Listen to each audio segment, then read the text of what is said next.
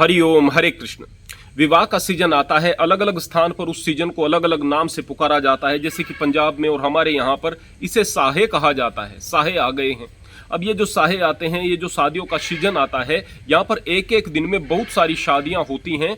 और जो आदमी थोड़ा सा समाज में ज़्यादा बाहर निकलने वाले हैं, उस एक आदमी पर एक दिन में 10, 12 या 15 जगहों से भी निमंत्रण हो सकते हैं। अगर इतने सारे स्थानों पर या इससे भी ज़्यादा स्थानों पर निमंत्रण है, अब ऐसे में वह आदमी किन किन स्थानों पर पहुंच सकता है। अगर कुछ स्थान रह जाएंगे तो उस पर शिकायत शेष बच जाएगी, हमारे यहाँ तो नहीं आए थे, उनके यहाँ आए थे, नाराजगी शुरू हो जाती है। जबकि यह नाराजगी पूरे तरीके से अव्यवहारिक है। दूसरी बात मैं यहाँ पर यह कहना चाहता हूं कि केवल यह उस आदमी के सामने समस्या नहीं है, उन घर वालों के सामने भी समस्या है जिनको सही समय पर अच्छे टेंट नहीं मिलते, अच्छा खाना बनाने वाले नहीं मिलते, और सामान मिलते हैं तो बहुत ज्यादा महंगे मिलते हैं।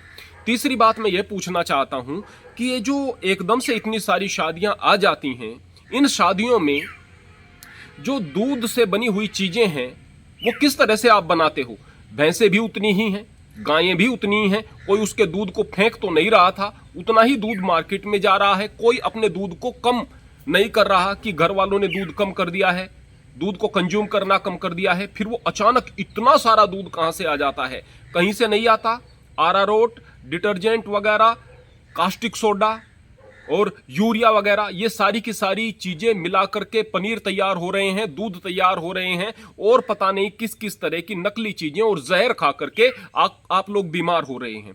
हजार प्रकार की अव्यवस्थाएं हो रही हैं। कारण क्या है? बोले कि साहे अभी एक साथ ही तो पड़े थे पूरे साल में, अभी तो साहे थे, अभी साहों में ही तो विवाह करना था। हमारी शादियां हैं, या इसके अलावा नहीं सूझ रही थी? किसने सुझाई? कि पंडित जी ने सुझाई। आपने क्यों सुझवाई?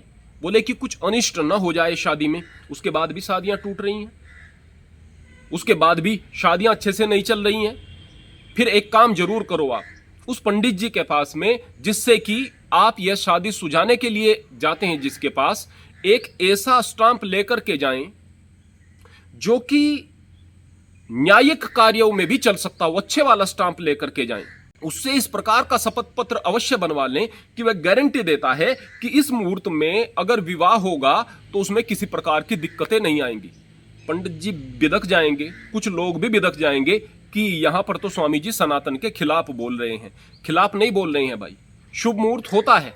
शुभ मुहूर्त वह होता है जिस काम को आप परमात्मा का नाम लेकर के अच्छे भाव से काम को कर रहे हैं, तो वह शुभ मुहूर्त होता है। विवाह करने को चले, लड़की वाले का लड़के वाले सम्मान कर रहे हैं, उस पर भार नहीं बन रहे, लड़की वाले लड़के वालों का सम्मान कर रहे हैं, एक दूसरे की सुविधाओं को देख रहे हैं, किसी प्रकार के दहेज वगैरह की डिमांड नहीं कर रहे हैं, हजार प्रकार की भावनाएं अच्छी हैं, बात बात में परमात्मा का स्मरण करते हैं, उस मालिक का नाम लेकर सारे काम करते हैं, तो वह मुहूर्त आपका शुभ हो जाता है। जब लड़के वालों के मन में लालच है, लड़की वालों के मन में किसी प्रकार की तकलीफ है, दुर्भावना है, कोई भी काम आप नास्तिकता के साथ में कर रहे हैं, तो उसमें वह मुहूर्त अशुभ मुहूर्त हो जाता है। यानी जब भी आप मालिक के नाम से टूट गए, उस समय वह समय अशुभ हो गया, और जब उससे जुड़े रहे, अच्छी भावनाओं से जुड़े रहे, वह समय शुभ हो गया। इसके अलावा शुभ और अशुभ की कोई परिभाषा नहीं। कब तक हम इस प्रकार के अंधविश्वासों में पड़े रहेंगे? हम किसी भी प्रकार का मुहूर्त निकलवा रहे हैं, हम कुंडली मिलान के चक्कर में पड़े हुए हैं, कुंडली मिलान करवा रहे हैं। बोले कि यहां पर जो मंगल है, ये मंगल दोष है, कुंडली में आकर के बैठा है। धरती से हजारों किलोमीटर दूर कोई ग्रह है, बस उसका इतना ही काम है कि वह आपकी कुंडली में बैठता है और आपकी शादियां तोड़वाता है। इसके अलावा तो उसको कुछ काम है ही नहीं। इस तरह की मूर्खताएं अगर आज की तारीख में आप लेकर के चल रहे हैं, तो आप दकियानुसी मान्यताओं के साथ में चल रहे हैं। इसके अलावा कुछ नहीं, कुंडली मिला रहे हैं आप।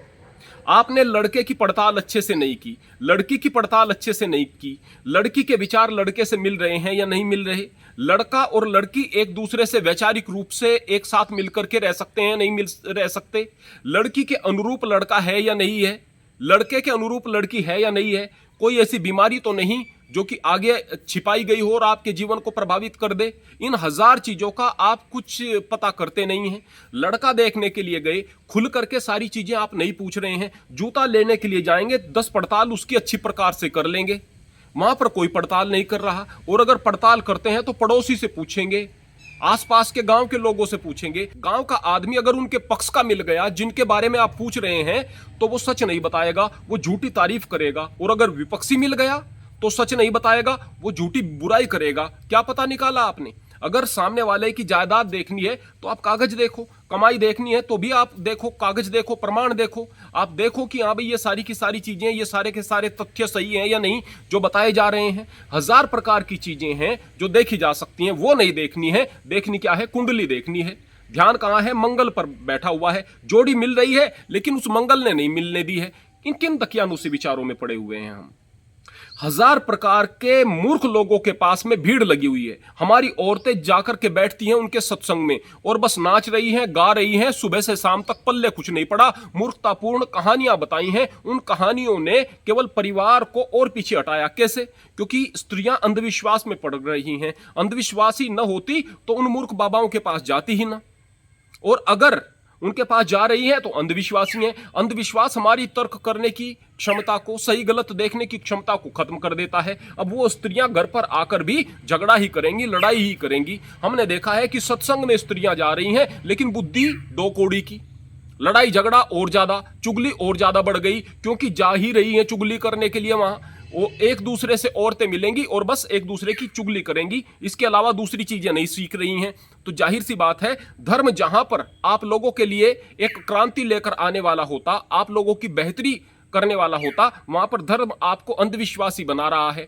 मूर्खतापूर्ण चीजों को हम सामने देख रहे हैं। बाबा नशेड़ी है फिर भी बाबा जी है, बाबा गाली दे रहा है फिर भी बाबा जी है, बाबा गंदा है फिर भी बाबा जी है, बाबा पागलों जैसी हरकतें कह रहा है फिर भी बाबा जी है। क्यों? क्योंकि अंधविश्वास बन गया है। ये जो सारी की सारी चीजें हैं, ये धर्म को खराब कर रही हैं, ये आपके मन मस्तिष्क को खराब कर रही हैं। अगर आप लोगों को सही धर्म को समझना है और अगर आप लोगों को सही शुभ मुहूर्त को समझना है तो फिर किसी के पास जाने की जरूरत नहीं। सही धर्म को समझना है तो बस परिवार में प्यार से रहो भाई, आपस में एक दूसरे के प्रति समर्पण का भाव रखो। अगर पति पत्नी एक दूसरे पर विश्वास करने वाले बन जाएं तो, अगर सास और ससुर बहू को बेटी समझने वाले बन जाएं तो, और अगर बेटी ससुराल को अपने पीहर से ज्यादा अहमियत देने वाली, अपने माँ बाप से ज्यादा अपने सास ससुर की कदर करने वाली बन जाए तो वास्तव में सब कुछ शुभ ही होगा।